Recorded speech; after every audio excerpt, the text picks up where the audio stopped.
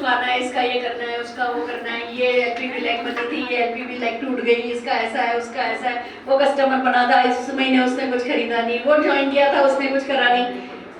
कोई भी business cake walk तो नहीं होता। अच्छा ये बताओ, अगर ये केक वॉक होता तो आपको क्या नुकसान होता? नुकसान क्या होता? अगर ये केक वॉक होता, सक्सेस कोई भी बिजनेस, कोई भी ना फील्ड में, अगर सक्सेस केक वॉक का मतलब बहुत आसान होती, ऐसे बस हमारे इंतजाम में सामने खड़ी होती, तो क्या नुकसान होता? पता ही नहीं चलता, और ब्रांडेड लेते हैं, कामयाबी का पता ही नहीं। अगर डायरेक्ट सेलिंग बहुत इजी होता तो भी आपके लिए तो कोई बचा ही नहीं होता। इतने सालों में सब खत्म हो गया। किसको ज्वाइन कराते?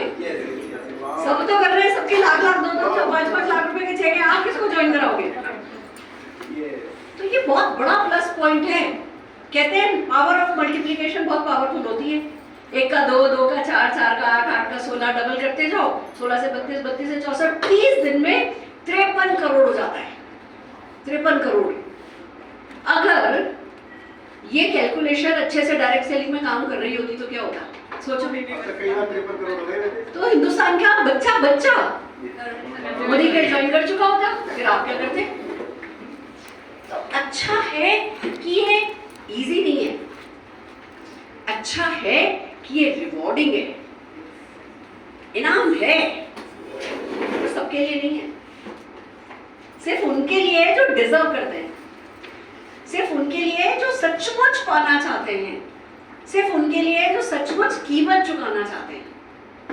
इसलिए सक्सेस मुश्किल बनाई गई है, समझ रहे हो? और पॉइंट क्या है? पॉइंट ये कि क्या आप कीमत चुकाने को तैयार हो? बस ये ऐसी बात है। सारा अंतर खुद का है, सारा खेल यहाँ का और यहाँ का है। जिसने ये खेल रच लिया वो जीत गया, जो बीच में से फिसल गया वो भूल जाते हैं, सारी दुनिया भूल जाती है उनको। तो कुल मिला के बात में जो पूछ रही हूँ वो ये कि क्या सचमुच सीरियसली सक्सेस चाहते हो? yes! क्या उसकी कीमत चुकाने को तैयार हो? yes! क्या लंबे से बड़े सपने हैं? yes! और क्या वही सपने लंबे हैं? yes! सपनों का बड़ा होना काफी नहीं है। आप ये देखो, मैं अब जाके मेरे को लिमोजिन राइड मिली लास्ट मंथ, 28 साल से सपना था। जब 2000 रुपए का भी चेक नहीं आया था, बेटे को की डोली हेलीकॉप्टर में उठाऊंगी का सपना था, पूरा तो अभी 2 साल पहले हुआ ना, 1.5 साल पहले। न जाने कितने ऐसे सपने हैं। अभी भी मेरे को रेंज रोवर चाहिए, मेरे को बहुत बड़ी बड़ी ऐसी गाड़ियां हैं, रोल्स रॉयस चाहिए मेरे को। अभी तक तो नहीं आई ना, Mercedes I, BMW I, Volvo आई, पर रोल्स रॉयस तो नहीं आई ना। जबकि मैं आपको बताऊं, जब मैंने मोदी के ज्वाइन किया था तो दूसरी या तीसरी मैगजीन आई थी, उस मैगजीन के कवर पेज पर के मोदी जी की फोटोग्राफ थी उनकी रोल्स रॉयस के साथ। तो मैं स्कूटर पे आया जाया करती थी। हाय हाय, इंडिया गेट के सामने, तो जो इंडिया गेट और अपनी विधानसभा के सामने की जो जगह, राष्ट्रपति भवन के सामने की जो जगह है, उस सड़क पे, खाली सड़क पे के मोदी जी और उनके पीछे वो रोल्स रॉयस। हाय हाय, मैंने कहा गाड़ी तो ये चाहिए। बच्चे को ये गाड़ी दिलानी है, नाम भी नहीं बताता ढंग से। पूछा कि कौन सी गाड़ी है, कि जी रोल्स रॉयस है। आज तक वो सपना पूरा नहीं हुआ ना। ऐसा नहीं कि कर नहीं सकती। आज जाऊं, अभी यहाँ से डायरेक्ट जाऊं तो इस पर्स में इतनी ताकत है कि जाके रोल्स रॉयस खरीद के लेके आ सकती हूँ। पर जिंदगी में वैरायटी होती है तो नहीं हुआ ना। यानी कि सपना बड़ा होना काफी नहीं है, सपने का लंबा होना जरूरी है। तो क्या अपने सपने को लंबे समय तक देखने के लिए तैयार हो? yes! सबसे पहले मैं जानना चाहूंगी कितने लोग हैं जो यहाँ पे अभी गेस्ट हैं। अगर कोई गेस्ट हो तो, जिसने अभी तक मोदी के ज्वाइन नहीं किया, पर कोई गेस्ट है तो जरा हाथ खड़ा कर दीजिए। ओ, हमारे साथ बड़े सारे गेस्ट आ रहे हैं। बहुत बढ़िया, स्वागत हो जाए। ऐसा वैसा कमाना है, ऐसी छोटी मोटी जिंदगी गुजारनी है, बड़ी वाली काटनी है। बड़ी वाली ना तो सही जगह पर हो, बिल्कुल अमेजिंग। बट मैं जैसे ABCD होती है ना, मैं LMNOP करने वाली हूँ आज, यानी मैं ट्रेनिंग करूंगी। तो ABCD आप जिसने आपको इनवाइट किया उनके साथ सीख लीजिएगा। परिवर्तन तो हुआ ही हमारा, परिवर्तन हो चुका। अब मैं थोड़ी ट्रेनिंग करूंगी, हो सकता है ट्रेनिंग में कोई चीज़ ऐसी हो जो आप लोगों को पसंद नहीं आए, चलेगा? जिंदगी में वैसे भी सब कुछ तो पसंद नहीं होता, सच्ची बात है ना। सुबह उठते हो, रोज जाते हो, किसी की खजूरी करते हो, किसी के लिए काम करते हो, पसंद है? नहीं पसंद ना। अभी कैसे आए हो यहाँ पे, कौन सी गाड़ी से आए हो? मेट्रो से आए, गाड़ी से आना पसंद है? आना चाहोगे? पर अभी नहीं आ रहे ना, अभी तो अपनी पसंद की गाड़ी से नहीं आ रहे ना, नो डाउट। कार सबसे, वो ट्रेन सबसे महंगी होती है, पर हमारी तो नहीं होती है। अभी एक जोक पढ़ा मैंने कि है ना, एक रईस है ना, अरबी देश का कोई बेटा जो है वो कहीं पढ़ने के लिए गया हुआ था, बहुत अमीर उसका बाप।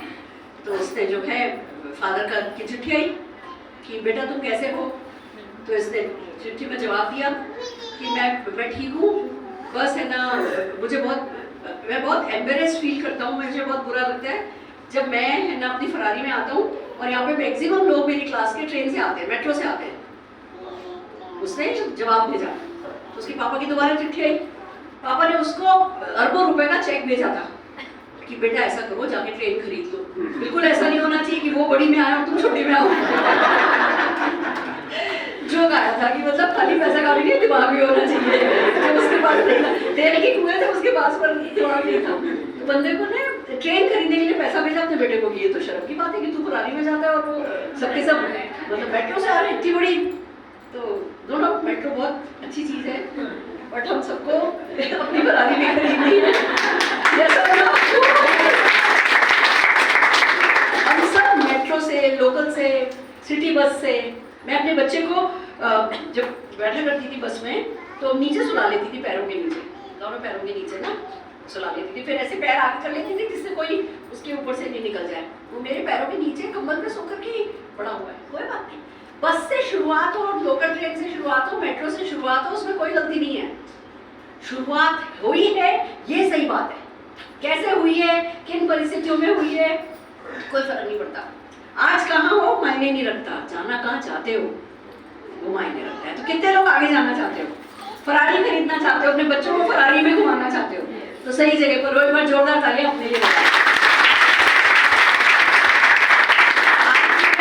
आई हूँ। जो नए लोग हैं उनको बता दूँ मेरी सक्सेस के बारे में थोड़ा सा और मेरे बैकग्राउंड के बारे में। एक मिडिल क्लास फैमिली से हूँ, फादर मेरे गवर्नमेंट सर्विस में थे, मदर मेरी गवर्नमेंट टीचर थी, पापा के पास स्कूटर था, मम्मी साइकिल पर स्कूल पढ़ाने जाती थी, हम तीनों बहनों के पास साइकिल थी, मैं वहाँ से उठ के आई।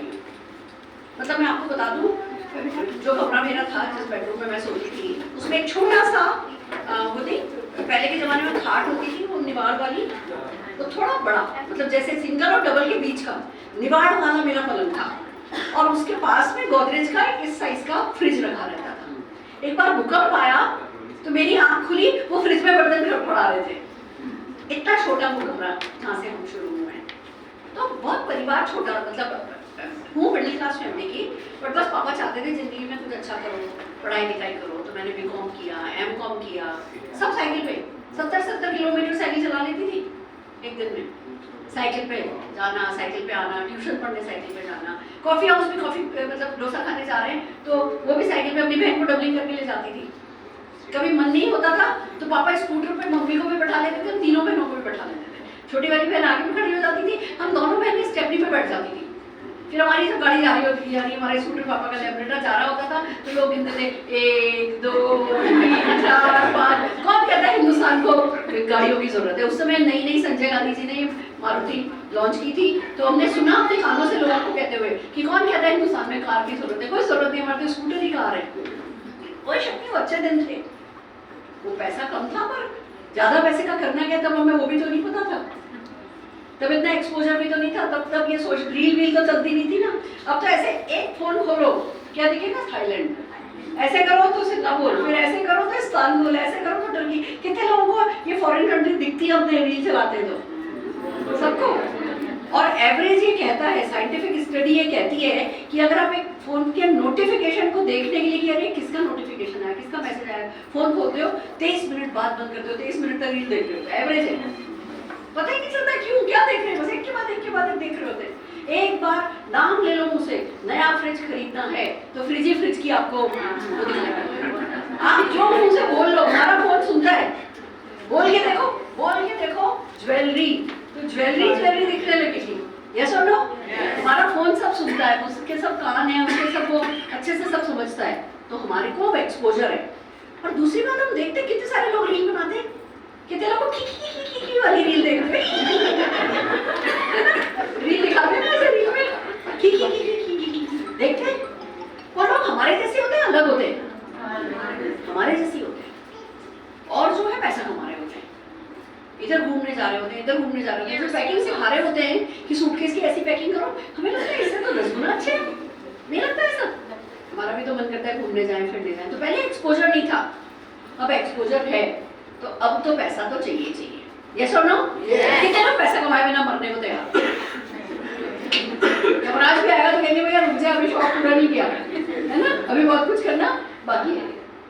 तो कुल मिला के बात इतनी है कि भैया मिडिल क्लास के थे, सपने भी ज्यादा नहीं थे, पापा मम्मी का नाम रोशन करने का दिल था बस, क्योंकि भाई कोई था नहीं, और सब लोग कहा करते थे कि ना भार्गव जी इनको लड़कियों को साइकिल क्यों सिखा रहे हो, भार्गव जी लड़कियों को क्यों पढ़ा रहे हो, इन्होंने कौन सा आपका नाम रोशन करना है, एक गिर आगे तो और ज्यादा दहेज देना पड़ेगा, शादी तो करनी है। ऐसे सुनते सुनते बड़े हुए थे तो मन में आता था कि हम आपका नाम रोशन करेंगे, हम आपका नाम रोशन करेंगे। तो पढ़ाई करी थी, पढ़ लिख करके क्या होता है लड़की के साथ?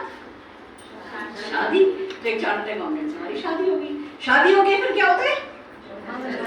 फिर घर गृहस्थी, ब्रेकफास्ट में क्या बनेगा, लंच में क्या बनेगा, डिनर में क्या बनेगा, इसका क्या उसका क्या, ये रायता बना दो, ये सलाद काट दो, ये वेजिटेबल जूस बना दो। कितनी देर लगती है बोलने में वेजिटेबल जूस बना दो? उसे निकालना कितना आसान है, सेकंड। कि वो गाजर डालना जूस बना दो। हम क्या करेंगे, पहले गाजर छीलेंगे, चुकंदर छीलेंगे, पुदीना साफ करेंगे, ये करेंगे, वो करेंगे, काटेंगे, फिर जूसर निकालेंगे, फिर जूसर को धोएंगे, फिर सब्जी डालेंगे, बनाएंगे, चाट मसाला डालेंगे, देंगे, थोड़ा चाट मसाला और कैसा हो? अभी तो हमारा जूसर साफ भी नहीं हुआ, उससे पहले जूस साफ हो जाता है। यस और नो? हमें लगता है यार बस ऐसी कट जाएगी कि ऐसे मर जाएंगी क्या? फिर अंदर से क्या आवाज आती है कि नहीं कुछ तो होगा, कोई तो चमत्कार होगा, ये करने के लिए तो हम नहीं बने। कितने लोगों के दिल में ये आवाज आती है कि बॉस की जियाजूरी करने के लिए हम नहीं बने खाली, है ना?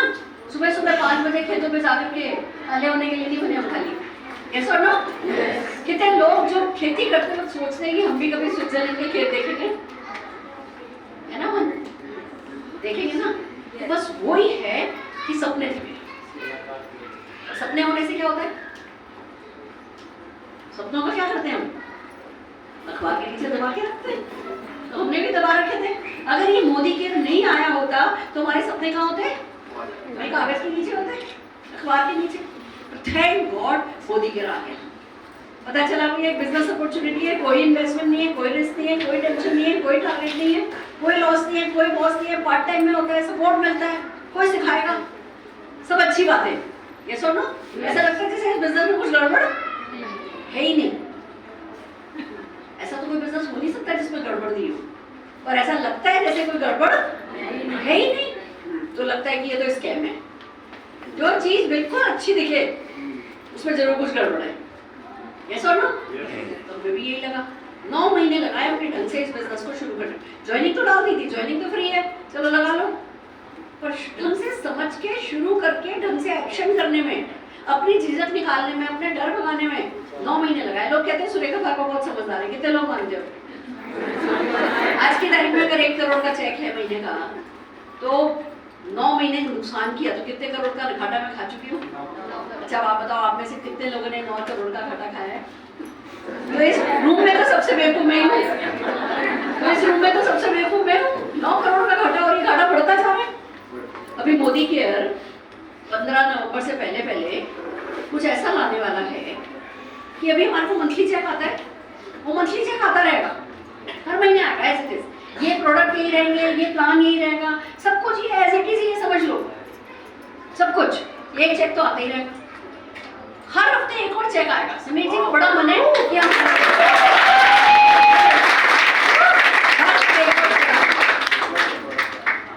तो 1 करोड़ कितना जाएगा?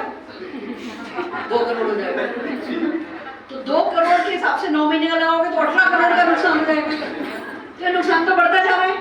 अब जो गलती हो गई होगी, आप में से कितने लोग ऐसी गलती कर रहे हो कि थोड़ा सीरियस नहीं हो, थोड़ा हल्के में ले रहे हो, थोड़ा हल्का फुल्का कर रहे हो, बाद में मेरे जैसे खड़े होकर बोलोगे कि हमारे 3 करोड़ का हमने नुकसान किया। 50 करोड़ का लगेगा उस समय। हाँ, उस समय लगेगा कि यार हमसे बड़ा बेवकूफ। मेरे को कई बार ऐसा लगता है यार, बम्बई तक तो गई थी, पूना क्यों नहीं कर लिया? ऐसे मेरे दिमाग में बहुत बात आती है कि अरे तब मैं ना वो उसने ऐसा कह दिया था और इसके कारण मैंने उधर जाना छोड़ दिया था। मतलब दूसरे लोगों को बेवकूफ हो सकता है, बड़ी सीमेंट फैक्ट्री नहीं लगाई हो और कुछ हो जाए, किसी दिन ट्रैफिक हो जाए तो क्या सीमेंट फैक्ट्री बंद कर देते हैं? नहीं जी, क्योंकि इस बिजनेस में हमने वो करोड़ों रुपया नहीं लगाया तो हम एक एक व्यक्ति को सीमेंट फैक्ट्री की तरह समझते नहीं है। पर सच तो यही है, जिस किसी को भी इस बिजनेस में हम लाते हैं वो हमारी एक एक सीमेंट फैक्ट्री जैसा है। तो बात ये समझने की है कि भैया बिजनेस तो बड़ा है, बिजनेस का किसी को शक है कि बिजनेस अच्छा है या बिजनेस बुरा है? बिजनेस में कोई कमी है किसी को शक है? ये शक अगर है तो छोड़ दो। बिजनेस में लाखों लोग कमा रहे हैं, बिजनेस तो अच्छा ही है। मैं भी किसी मेरे डाउनलाइन से बात कर रही थी, मैं इस बिजनेस की ट्रू पिक्चर बता रही हूँ आपको, ठीक है? मैं अपने एक व्यक्ति से बात कर रही थी, कहने लगे मैम आपने तो बड़ा पैसा कमा लिया, आप तो देखो 3 मर्सिडीज खरीद ली, BMW खरीद ली, वॉल्वो खरीद लिया, अब आप क्यों काम कर रहे हो? मैंने कहा देखो ऐसा है, जब आपका शौक काम बन जाए तो काम तो लगता नहीं है। और कौन कहता है मेरे सारे सपने पूरे हो गए? मुझे अभी 5000 लोग 10 लाख रुपया महीना कमाने वाले चाहिए, ये मेरा एक बड़ा सपना है। डूएबल है। हिंदुस्तान इतनी 140 करोड़ की जनसंख्या में 5000 लोग 10 लाख रुपया कमाने वाले मिलेंगे नहीं क्या? मिलेंगे। लोग चाहने वाले, ब्रह्मांड देने वाला, तो काम तो गारंटेड होने वाला है। और बेटा मेरा एक और सपना है। क्या? देखो ऐसा है, मेरे को पावर ऑफ मल्टीप्लिकेशन समझ में आई, कंपाउंडिंग समझ में आई। अब मैंने 25 करोड़ रुपए अगर कोई व्यक्ति इन्वेस्ट करे, कितना? 25 करोड़, और आज की तारीख में जो चल रहा है उस हिसाब से देखें तो 20% निकाला जा सकता है, 20% निकाला जा सकता है। तो अगले 30 साल में वो 25,000 करोड़ हो जाएगा। तो वो सुरेखा भार्गव जो 2000 रुपए का रिटेल प्रॉफिट जिसके लिए इम्पोर्टेंट था कि मुझे 2000 रुपया रिटेल प्रॉफिट कमाना है, अगर मैंने उस 2000 रुपए की इंपॉर्टेंस को नहीं समझा होता तो वो 2000 कभी आया नहीं होता। 2000 कभी आया नहीं होता तो 2 लाख का भरोसा नहीं आया होता। 2 लाख का भरोसा नहीं आया होता तो छोटी मोटी प्रॉब्लम्स में पीछे खसक गई होती। क्योंकि करती रही और एक बार पैसा आए बड़ा मायने नहीं रखता, लगातार छोटा पैसा भी आया ना तो बहुत मायने रखता है, बरकत होती है उसमें। मोदी केयर के पैसे की यही खास बात है कि ये लगातार आता है तो बहुत बरकत होती है। छोटा सा भी आया ना, किसी को 2000 रुपया महीना भी आ रहा है ना, तो 2 साल में देखो आप ना एक मतलब बच्चों को लेकर के लद्दाख घूमने जा सकते हो, कश्मीर घूमने जा सकते हो, 2000 रुपया महीना भी आ रहा है, तो बरकत जो है वो होती है।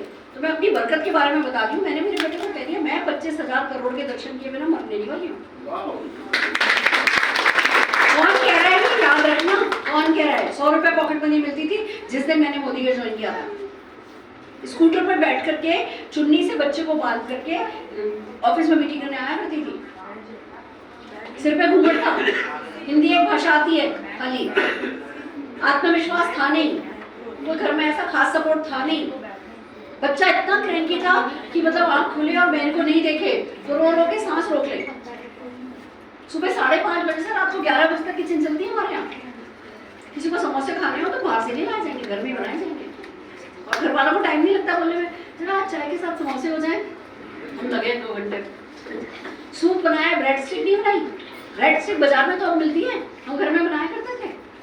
बिस्किट हमारे यहाँ कोई बाहर का नहीं आता था, नमकीन मीठे दोनों, बिस्किट और नान खटाई सब घर में बनती थी। 11 बजे तक पहले बेसिक रोज का काम निपटाओ, फिर ये नान खटाई और बिस्किट बनाने के लोगों से।